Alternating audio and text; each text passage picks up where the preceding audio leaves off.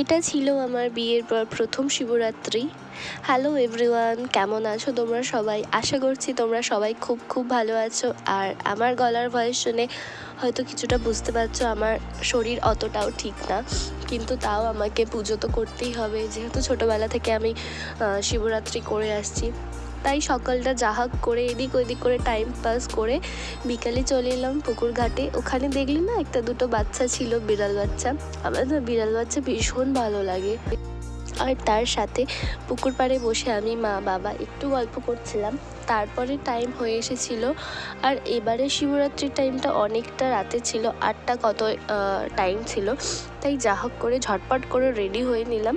প্রথমে বাড়ির ঠাকুরকে আমি মাথায় জল দিলাম, মানে আমাদের বাড়িতে যে শিবলিঙ্গ আছে তাকে পুজো করলাম। তারপরে গেলাম পাড়ার যে মন্দির আছে। তোমরা ধনেখালি চত্বরে যারা থাকো তারা জানবে যে ধনিয়াখালী হসপিটালের পাশে যে শিবলিঙ্গটা প্রতিষ্ঠা হয়েছে, সেখানেই আমি পাড়ার কাকিমা আর মা মিলে গেছিলাম পুজো করতে। তো ঝটপট করে রেডি হয়ে নিয়েছিলাম। এবারে জানো তো প্রচণ্ড কষ্ট হয়েছে আমার, এত কষ্টের মাঝে তাও পুজো করেছি। এবার হয়তো তোমরা আমাকে অনেকেই বলবে যে বিয়ের পর তো শ্বশুরবাড়িতে পুজো করতে পারতে, কেননা আমার যেদিন শিবরাত্রি, মানে আমি আজকে ভিডিওটা ভয়েস ওভার দিয়ে আমি তোমাদের সাথে শেয়ার করছি।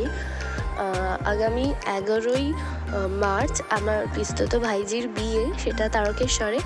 তো আমাদের সব ফ্যামিলি যেতে হবে, তার জন্যই আমার বাড়িতে আসা। আর তার মাঝেই পড়েছিল শিবরাত্রি, তো সেই কারণেই আমার বাড়িতে শিবরাত্রি করা, নয়তো আমি আমার শ্বশুরবাড়িতেই করার ইচ্ছা ছিল।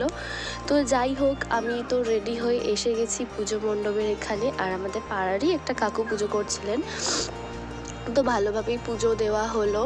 আর জানো তো এবারে ভীষণ ভিড় হয়েছিল। আগের বছরে আমরা যখন গিয়েছিলাম এতটাও ভিড় হয়নি, হয়তো এবারে রাত্রিরে বেশি পড়েছিল টাইমটা, তার জন্যে। যাই হোক, আজকের মতো ভিডিওটা আমি এখানে শেষ করছি। যদি তোমাদের ভিডিওটা ভালো লেগে থাকে তো প্লিজ পাশে থেকো, একটা লাইক করে দিও আর সাবস্ক্রাইব।